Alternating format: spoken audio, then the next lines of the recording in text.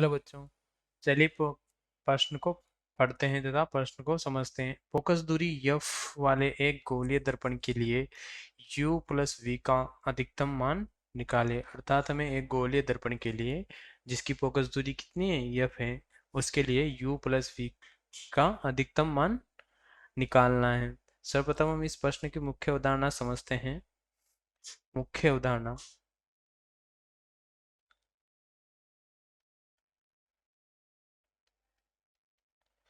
इस प्रश्न की मुख्य अवधारणा यह हो जाएगी कि किसी भी फलन किसी भी फलन का अधिकतम मान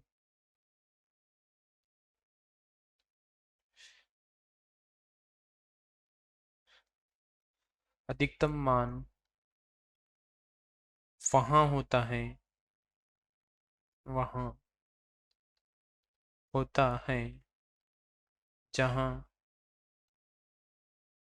उसके प्रथम अवकलज का मान प्रथम अवकलज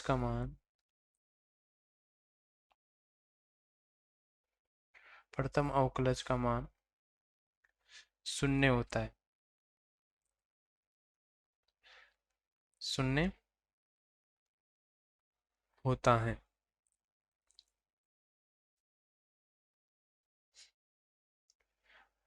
अर्थात माना कि हमारा फलन है y बराबर u प्लस यू को मैंने मान लिया, y बराबर माना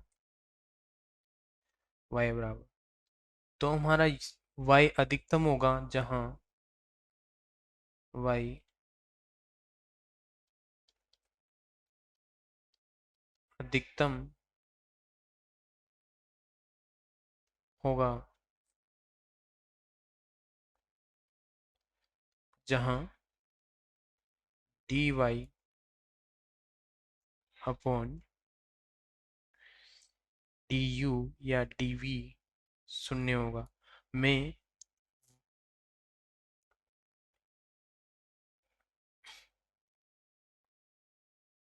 ठीक है, u के किसी मान के लिए, मान लो यहाँ पे u1 है, ठीक है। अब मैंने यहाँ पे dy अपॉन du इसलिए लिखा क्योंकि मैं y को u के फलन के रूप में लिख लूंगा।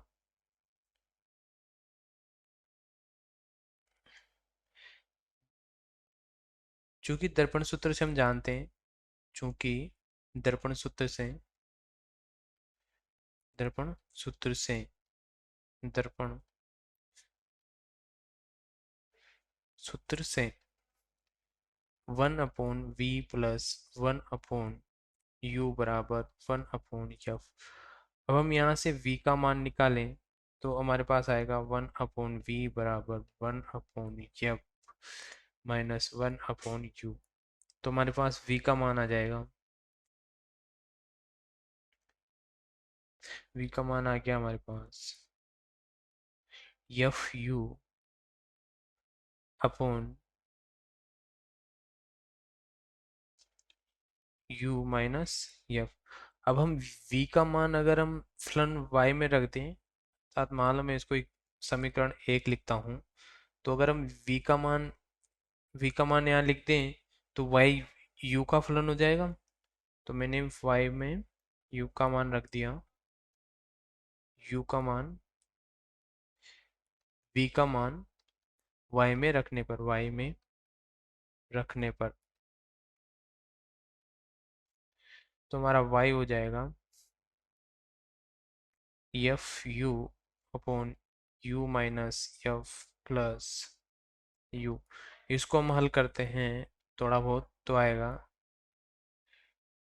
तो आ जाएगा यू माइनस एफ और एफ यू प्लस यू से यू गुणा होगा तो you square plus mine minus के एफ से ये यू गुणा होगा तो माइनस के एफ यू, माइनस के एफ यू और प्लस के एफ यू से कट जाएंगे तो आएगा y बराबर, हमारे पास फंक्शन आ गया, हमारा फलन आ गया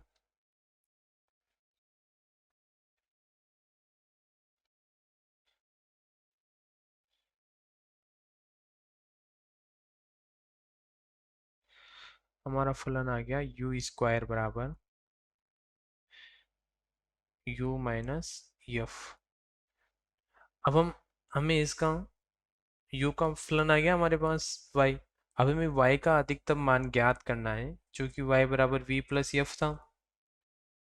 हमने देखा था कि y बराबर u प्लस v था, तो हमें y का अधिकतम मान ज्ञात करना है प्रश्न के अनुसार। और y का अधिकतम मान कहाँ होगा, जहाँ पे dy अपॉन du 0 होगा। तो हम इसका अवकलज ज्ञात कर लेते हैं इसका। तो अवकलन करने पर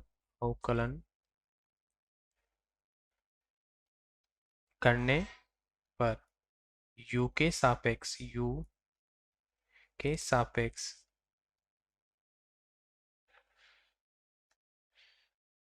तो आएगा हमारा d y upon d you.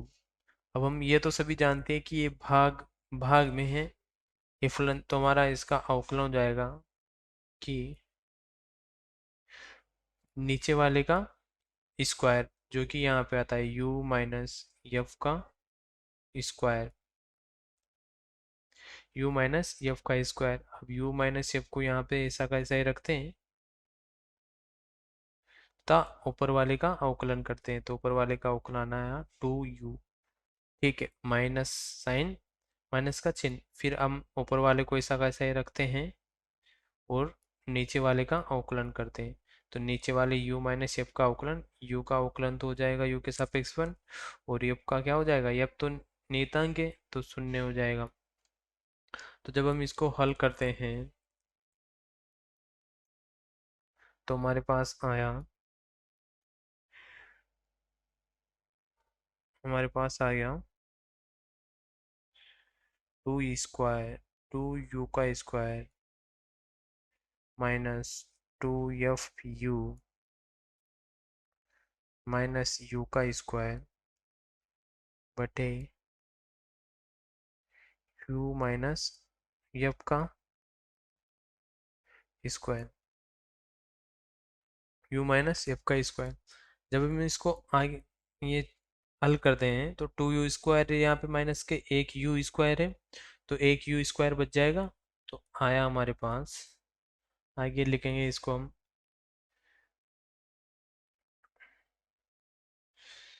तो हमारे पास आया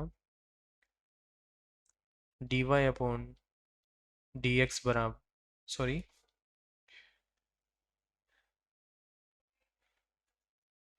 डी वाई अपॉन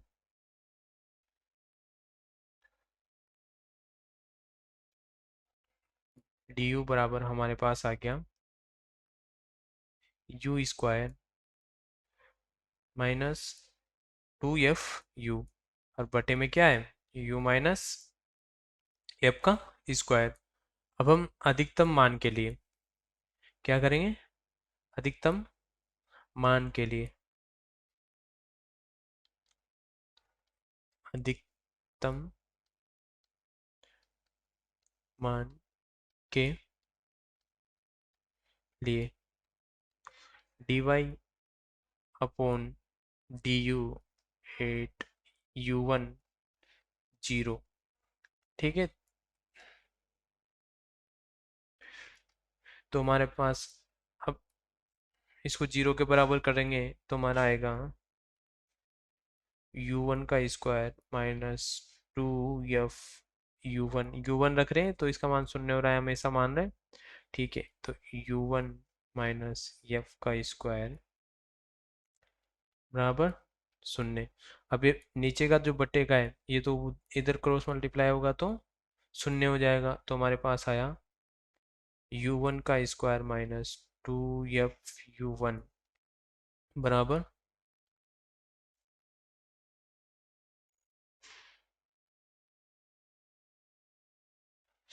बराबर आ गया शून्य। अब यहाँ से हमने u1 कॉमन लिया तो हमारे पास आया u1 माइनस 2f बराबर शून्य। तो हमारे पास u1 के दो मान आ गए, u1 बराबर शून्य, यहाँ इसको शून्य है तो ये शून्य होगा, या तो u1 शून्य होगा या u-2f बराबर 0 होगा।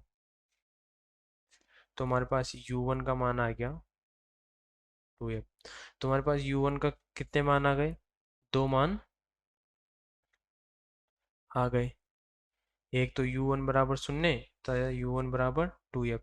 अब हमें y का मान ज्ञात करना है। u1 बराबर हमारे पास आ गया 0, तब u1 बराबर 2f। अब इन दोनों मान के लिए हमारे दोनों में से किसी एक मान के लिए y का मान क्या होगा? अधिकतम होगा। तो y का फलन हमने क्या लिखा था? प्रथम पेज पे देखते हैं। u के रूप में y का फलन क्या था हमारे पास? यहाँ था।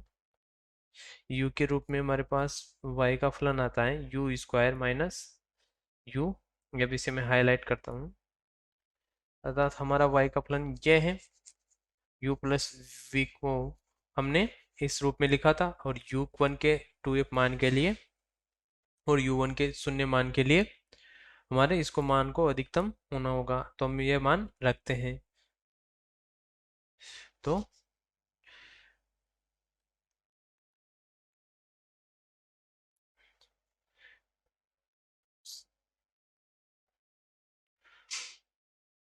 u1 बराबर 0 रखने पर y में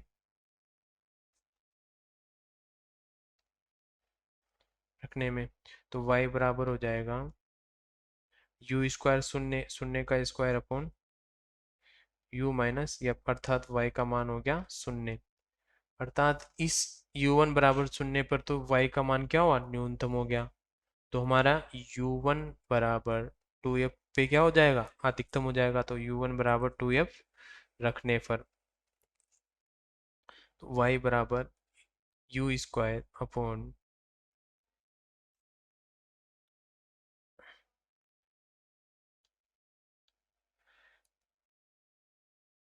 y बराबर u square minus u F. अब हम u का मान क्या रख रहे हैं? 2f रख रहे हैं। तो हमारा रख लेंगे, तो y का मान हमारे पास आएगा u स्क्वायर यानी 2f का square upon 2f minus F. तो हमारे पास y का मान आ जाएगा 4f का square upon F.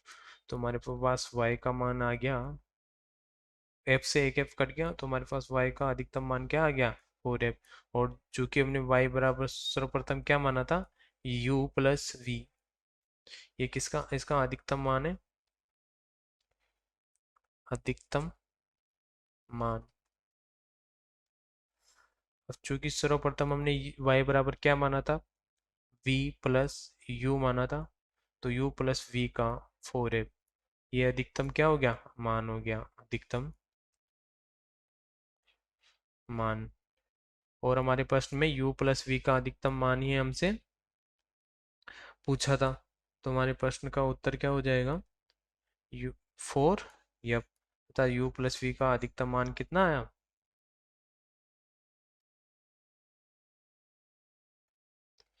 u plus u का अधिकतम मान आया 4। यप।